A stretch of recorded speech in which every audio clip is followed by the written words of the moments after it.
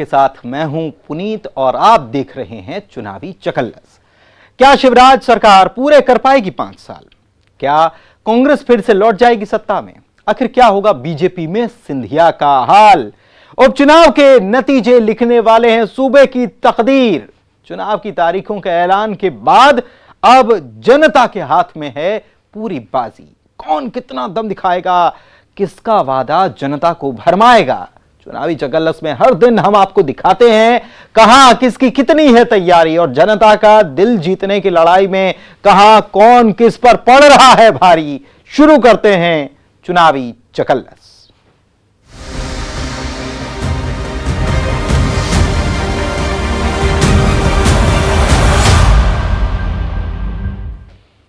एक तस्वीर राजनीति में कितने मायने रखती है, ये हर एक कार्यकर्ता को पता है।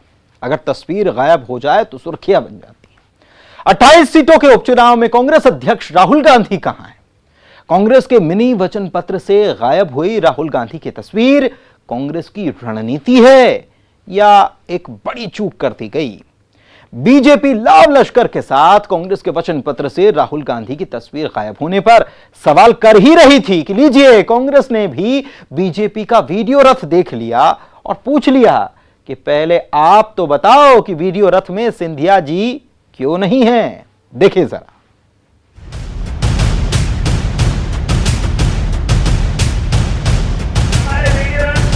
भारतीय जनता पार्टी के संदेश को लेकर के अक्सर चुनावी माहौल में पोस्टर बैनर के चर्चे भी होते हैं और इन चर्चों पर चकल्लस भी होती है। चर्चा पर अफवाहों का बाजार भी गर्म होता है। तस्वीरें सियासत के रुख की तरफ इशारा भी तो करती हैं। ऐसी ही 2 तस्वीरों के नदारद होने पर शुरू हो गई है चकल्लस। पहली तस्वीर देखिए कांग्रेस के वचन पत्र की। इस वचन पत्र पर सोनिया गांधी, इंदिरा गांधी की तस्वीर है और बीच में कमलनाथ दिखाई दे रहे हैं, लेकिन राहुल गांधी की तस्वीर गायब है, जो 2018 के वचन पत्र में कांग्रेस के स्टार हुआ करते थे।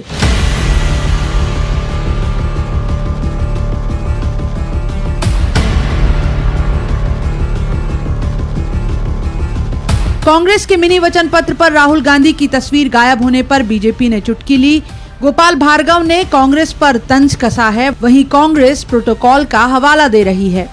देखिए, कांग्रेस पार्टी अच्छी तरह इस बात को जानती है कि ना उसके लिए राहुल गांधी की फोटो से वोट मिल सकते हैं और ना दिग्विजय सिंह जी की। इस समय राज्य में दिग्विजय सिंह परिदृश्य से गायब हैं।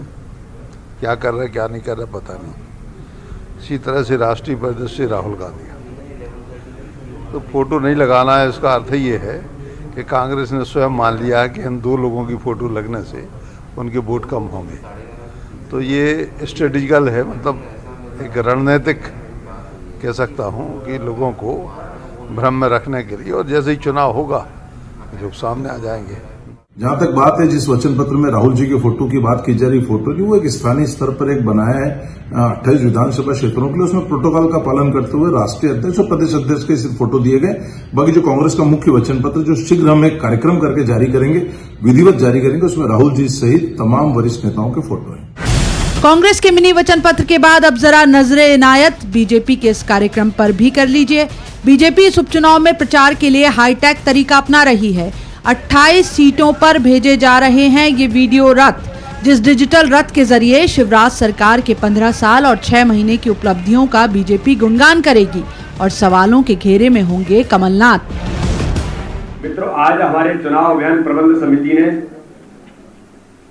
हाईटेक वीडियो रथ जो रवाना किए हैं, इसके लिए मैं भूपेंद्र जी को और उनकी पूरी टीम को, भारतीय जनता पार्टी के चुनाव प्रबंध समिति को इस बात के लिए बहुत बहुत बधाई देता हूं कि कोरोना के इस महामारी के संकट में कोरोना की गाइडलाइंस का उपयोग करते हुए जनता तक हम ज्यादा से ज्यादा कैसे पहुंचे, अपने उन मुद्दों को हम जनता के बीच ज्यादा से ज्यादा कैसे ले जा सकें, उसमें हमारे जो वीडियो रथ हैं ये बड़ा कारगर सिद्ध होंगे और भारतीय जनता पार्टी के चुनाव अभियान को एक ताकत के साथ जमीन पर उतारने का प्रयास इन रथों के माध्यम से भारतीय जनता पार्टी का हमारा सभी नेतृत्व करने का प्रयास कर रहा है।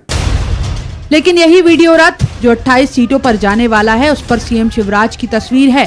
नारा है शिवराज है तो विश्वास है। वीडी शर्मा भी दिखाई दे रहे हैं, लेकिन इस डिजिटल रथ पर आखिर सिंधिया की तस्वीर क्यों नहीं है?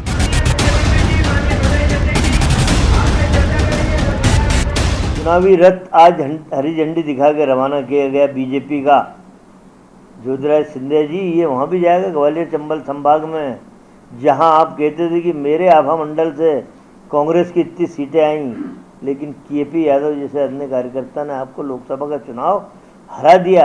अब भारतीय जनता पार्टी आपके चेहरे को भी अब दूर कर देना चाहती है राजनीति से, ये समझना होगा आपको ज्योतिरादित्य जी। कहते हैं तस्वीरें बोलती हैं, तो यहाँ तस्वीरों का इस तरह गायब होना कौन सी वानगी पेश कर रहा है? आखिर इसके मायने क्या? भोपाल से अनुराग श्रीवास्तव के साथ bureau report, news 18 Madhya Pradesh Chhattisgarh. अभी तो मैं जवान हूं, कमलनाथ के इस बयान ने सियासी बयानबाजी की महफिल में बाजी मार ली।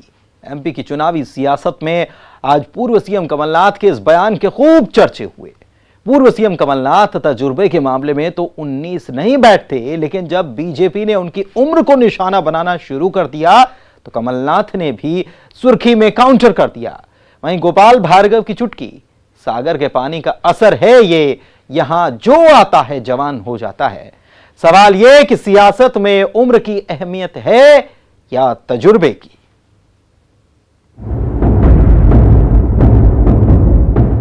राजनीति में उम्र मायने रखती है या तजुर्बा?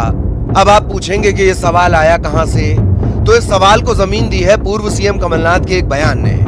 सागर में सुर्खी सीट पर कांग्रेस उम्मीदवार पारुल साहू के प्रचार के लिए पहुंचे पूर्व सीएम कमलनाथ ने कहा कि अभी तो मैं जवान हूं।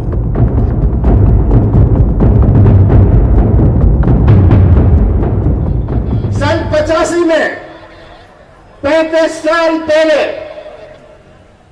जब ये नौजवान जहां खड़े हैं, इनका बहुतों का जन्म भी नहीं हुआ था। मैं विठल भाई पटेल की चुनावी सभा में आया था। उस समय तो मैं जवान था। ये मत सोचिएगा आप जवान नहीं हूं, आज भी जवान हूं, और आज यहां आकर मुझे वही जवानी याद आती है। बात निकली तो चुटकियां लेते आगे बढ़ती गई।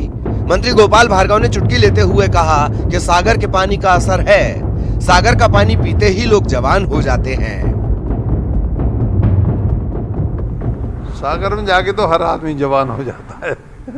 सागर का पानी ऐसा है, शायद एक आध गिलास पानी पी लिया होगा। मैं उनकी जवानी को सलाम करता हूँ। कमलनाथ जी को अगर ये कहना पड़ रहा है कि मैं जवान हूँ, यही अपने आप में साबित कर देता है कि वो बुजुर्ग हो गए। जवान को जवान कहते तो मैंने कभी सुना नहीं। उम्र पर सियासत आगे बढ़ी तो कांग्रेस ने भी पलटवार में कहा कि युवा सोच का नतीजा है कि कमलनाथ हमेशा जनहित में फैसले लेते हैं। पूर्व नेता प्रतिपक्ष गोपाल भार्गव तंज कस रहे हैं उनकी जवानी को लेकर के, सागर का पानी पिया होगा तो गोपाल भार्गव जी जान ले, कमलनाथ जी दिल से भी जवान है, कर्म से भी जवान है। कमलनाथ जी की 15 माह की आपने सरकार देखी होगी। जितना एक जवान व्यक्ति जिस मुस्तैदी से प्रदेश की जनता के हित के लिए काम नहीं कर सकता, चाहे किसानों की बात करें, युवाओं की बात करें, चाहे कर्जा माफी की बात करें, लगातार एक युवा की भांति मुस्तैदी से उन्होंने सर्वाधिक समय मध्य प्रदेश के विजन को लेकर दिया है। और जो खुद को जवान बताते हैं उनकी सरकारों में आप देख लें, खुद युवा सबसे ज्यादा परेशान है, सर्वाधिक युवाओं ने आत्महत्या करी, युवा रोजगार को लेकर भटक रहा है। वैसे राजनीति में भी न उम्र की सीमा होती है न जन्म का कोई बंधन, लेकिन चुनावी रंग में अब जवानी पर दावे भी हो रहे हैं और सवाल भी। सियासत भी तो इसी पर है। सागर से रचित दुबे के साथ bureau report, news 18 Madhya Pradesh Chhattisgarh. सियासत जो न करवाए, जो न कहलवाए, वो कम ही है। उपचुनाव में अब काल नेमी की भी एंट्री हो गई। बड़ा मलहरा में बीजेपी और कांग्रेस कैंडिडेट के बीच छिड़ गई है जुबानी जंग, जहां 2 कदम आगे निकल गई कांग्रेस कैंडिडेट रामसिया भारती, जिनकी छवि कथावाचक की है। तो क्या कथा के जरिए सियासत को साधने का कोई ये नया फॉर्मूला है? हालांकि बाद में इस बयान पर उनकी सफाई भी आई, लेकिन सवाल कि आखिर सियासत में क्यों टूट रही है भाषा की मर्यादा। राम जी से कहा कैसे जीतेंगे हम, तो राम जी ने कहा था तुम्हारे गल में रावण मारो। छतरपुर जिले की बड़ा मलहरा विधानसभा सीट पर होने वाले उपचुनाव में प्रद्युम्न सिंह लोधी और छतरपुर विधायक की जुबानी जंग चल रही थी कि बड़ा मलहरा से कांग्रेस उम्मीदवार राम सिया भारती ने भी प्रद्युम्न सिंह लोधी पर सियासी हमला बोल दिया। लेकिन इस सियासी जंग में राम सिया भारती जुबानी हमले में 2 कदम आगे निकल गई। उन्होंने बीजेपी उम्मीदवार प्रद्युम्न सिंह की तुलना रामायण काल के राक्षस काल नेमी से कर दी। मौका था बड़ा मलहरा में कांग्रेस के चुनावी कार्यालय के उद्घाटन का। भारती ने दावा किया कि 15 महीने पहले 15 दिन में प्रद्युम्न सिंह को कांग्रेस ने विधायक बनाकर भेजा था, लेकिन प्रद्युम्न सिंह कांग्रेस छोड़ बीजेपी में चले गए। इसी सियासी उठापटक से जोड़ते हुए रामसिया भारती ने रामायण काल के काल नेमी राक्षस के पूरे प्रसंग को वहां मौजूद कांग्रेस कार्यकर्ता और लोगों को समझाया कि कैसे हनुमान जी ने उसे पहचान कर अपनी पूंछ से पछाड़ लगाई थी। हालांकि बाद में इस बयान पर उनकी सफाई भी आई। ये जो अभी आप लोगों के बीच में 15 महीने के लिए आए थे, इनको आपने 15 दिन में बना के पहुंचा दिया था। लेकिन आप लोगों ने रामचरित मानस में एक प्रसंग देखा होगा और सुना भी होगा, काल नेमी सुना था, काल नेमी को सुना था। वो था नहीं रहता, केवल बना बनाया था नहीं। काल नेमी संत था क्या? नहीं था ना, केवल बना बनाया था। ऐसे इन्होंने वहां से आकर के काल नेमी बनने का काम किया और हम लोग समझ नहीं पाए और हमें उनकी असलियत का जब हनुमान जी आए तो हनुमान जी ने काल नेमी की पहचान की थी कि ये वास्तव में काल नेमी है। अच्छा एक बात बताओ, फिर हनुमान जी ने क्या दुर्दशा की थी काल नेमी की? व्यक्ति विशेष को ऐसा नहीं कहा है और रामायण का उदाहरण है। और काल नेमी का जो अर्थ है वो होता है कि काल मीन्स समय और नेमी मीन्स चक्र, जो समय के चक्र में जनता को फंसा रही है, ऐसा मेरा उद्देश्य था, ऐसा मैंने कहा। और किसी को नेमी काल नेमी बनाना ये मेरा उद्देश्य नहीं था, न मैंने किसी व्यक्ति विशेष को ऐसा कहा है। वैसे रामसिया भारती की पहचान क्षेत्र में एक कथावाचक के तौर पर है और उन्होंने अपनी इस छवि का फायदा लेने की कोशिश भी की है। कांग्रेस उम्मीदवार ने यहां राम राज्य लाने तक का वादा कर दिया, यानी बड़ा मलहरा में भगवान राम की भी एंट्री हो गई है। हनुमान जी महाराज बनकर के आप लोगों को रहना है। हमारी वानर सेना तैयार हो चुकी है। बोलो तैयार हो कि नहीं? तैयार हो कि नहीं?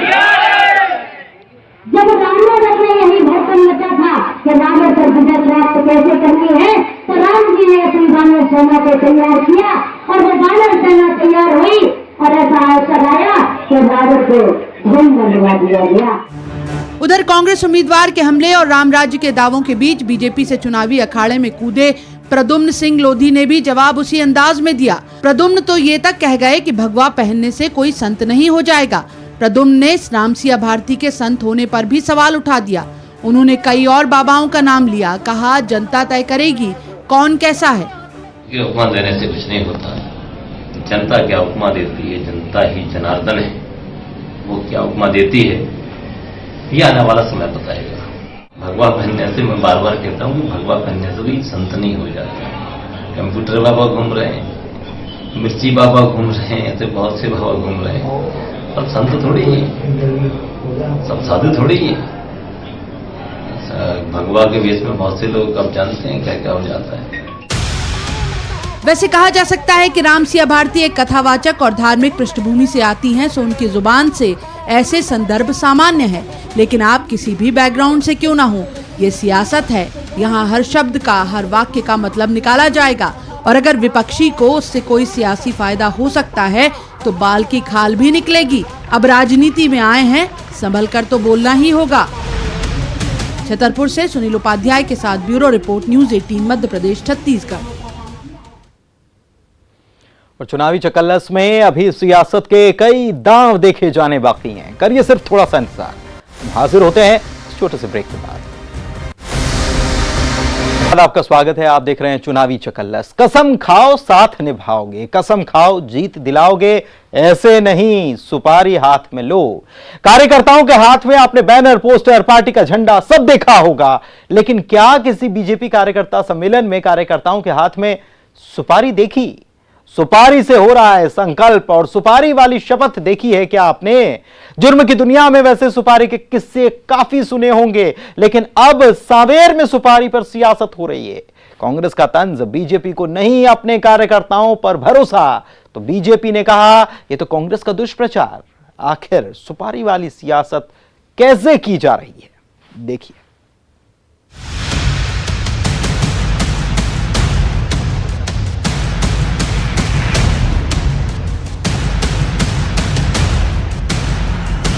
तो इस उपचुनाव में सुपारी की भी एंट्री हो गई। सुपारी वाली शपथ भी देख लीजिए, सुपारी वाला ये संकल्प भी देख लीजिए। अब सुपारी वाली ये सियासत क्या है? जुर्म की दुनिया में सुपारी लेना और देना सुना होगा आपने, लेकिन सियासत का ये कौन सा रंग है? ऐसे ही बीजेपी कार्यकर्ताओं को अपने बूथ को मजबूत कराने के लिए सुपारी से जोड़ा जा रहा है।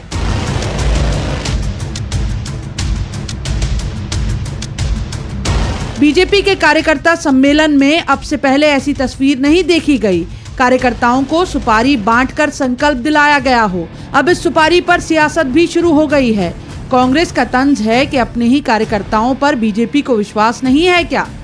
समस्या ये है कि तुलसीराम जी सिलावट विश्वास नहीं कर पा रहे हैं कार्यकर्ताओं पे। भारतीय जनता पार्टी के नेता विश्वास नहीं कर पा रहे हैं कार्यकर्ताओं पे, क्योंकि तुलसीराम जी सिलावट को इन कार्यकर्ताओं ने, भारतीय जनता पार्टी ने भले इसे पार्टी में तो ले लिया है पर अपने दिल से नहीं अपनाया है, और इसीलिए इनके हाथ में सुपारी देकर, शपथ दिलाकर उनको भावनात्मक रूप से जोड़ने का प्रयास कर रहे हैं। इस सुपारी पर कांग्रेस यही नहीं रुकी, वो तो ये तक कह गई कि कांग्रेस से बीजेपी में गए सांवेर कैंडिडेट तुलसी सिलावट को बीजेपी कार्यकर्ता दिल से अपना नहीं रहे हैं और इसीलिए बीजेपी को कार्यकर्ताओं पर सुपारी के जरिए बांधने की जरूरत आन पड़ी कि उनके कार्यकर्ता छिटक न जाएं। मैं आप लोगों को बता देना चाहता हूं कि सुपारी तो ली है सांवेर की जनता ने और मध्य प्रदेश की जनता ने।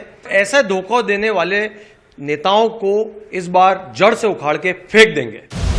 सुपारी वाले संकल्प पर बीजेपी इन कार्यकर्ताओं के जरिए हर एक बूथ को मजबूत करना चाहती है क्या, कि कोई सेंधमारी न कर जाए। वहीं बीजेपी का कहना है कि सुपारी के जरिए कोई शपथ दिलाई नहीं जा रही, ये तो कांग्रेस का दुष्प्रचार है।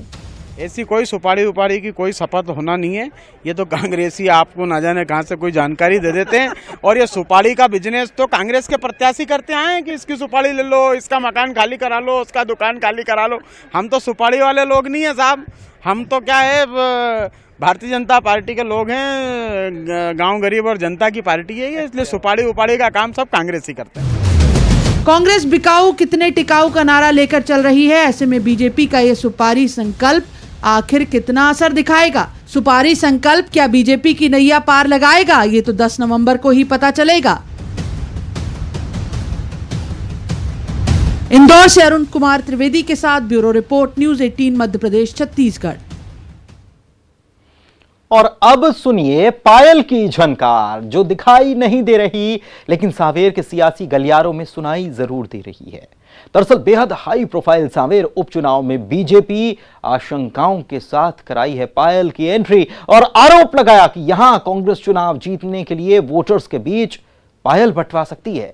वहीं कांग्रेस कह रही है कि यह मामला सूत न कपास जुलाहे में लट्ठम लट्ठा वाला है। पायल न हाथ में आई न पैरों में पहनी गई, लेकिन पायल पर पॉलिटिक्स भरपूर है।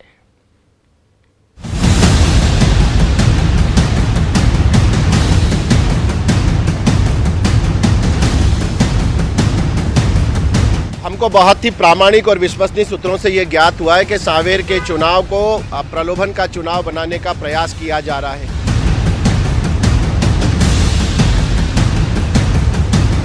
इन दिनों सांवेर के चुनावी रण में पायल की सियासी झनकार सुनाई दे रही है। सांवेर में पायल वाली पॉलिटिक्स शुरू हो गई है।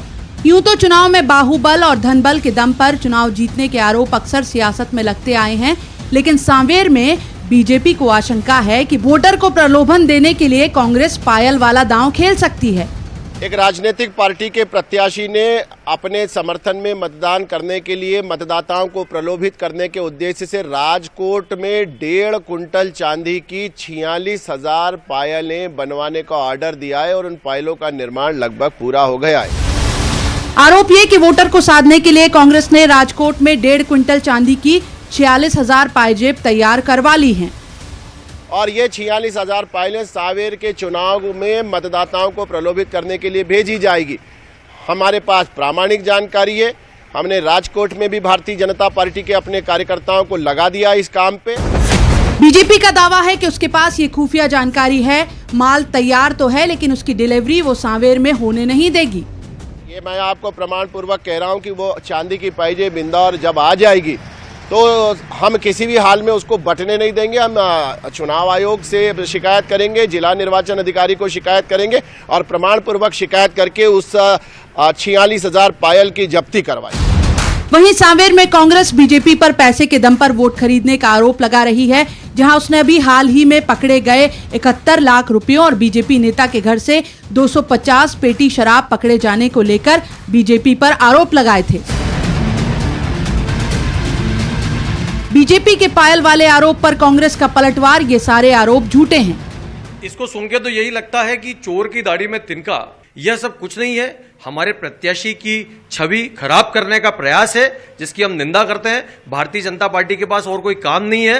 बेहतर तो यह होगा कि वो चुनाव पे ध्यान दे और लोगों को अपनी बात पहुंचाने का प्रयास करे, क्योंकि सांवेर की जनता तो मन बना चुकी है कि कमलनाथ जी की सरकार को वापस लाना है। इसमें भी धोखेबाजी आप देखिए किस प्रकार की है कि जो पाइजेब बनाई जा रही है उसका मूल वजन तो लगभग 15 ग्राम है, पर उसमें चांदी का अंश केवल 3% है, बाकी पूरी गिलेट की बनाई जा रही। 3-3.5 ग्राम उसके अंदर चांदी की पॉलिश है या चांदी मिलाई गई है और बाकी पूरी 1.5 कुंटल चांदी दी गई है और उसमें 3 ग्राम 3.5 ग्राम चांदी का अंश रख के 46,000 पायल बनाई जा रही, बाकी पूरी गिलट की। सांवेर के रण में चुनाव आयोग को भी आशंका है कि यहाँ पानी की तरह पैसा खर्च किया जा सकता है, इसलिए यहाँ निगरानी के लिए 70 दलों को तैनात किया गया है। इनमें फ्लाइंग स्क्वाड, FST, SST शामिल हैं। बावजूद इसके शिकायतों का दौर नहीं थम रहा। सांवेर दिग्गजों के लिए साख का सवाल बनी है। बीजेपी के तुलसी सिलावट और कांग्रेस के प्रेमचंद गुड्डू के बीच है कांटे की टक्कर। ऐसे में सवाल कि सांवेर के चुनाव में किस सियासी पार्टी की होगी चांदी। इंदौर से अरुण कुमार त्रिवेदी के साथ bureau report, news 18 Madhya Pradesh Chhattisgarh. तो चुनावी चकल्लस का आज का सफर यहीं होता है समाप्त। तो मुझे दीजिए इजाजत, फिर होगी मुलाकात। नमस्कार।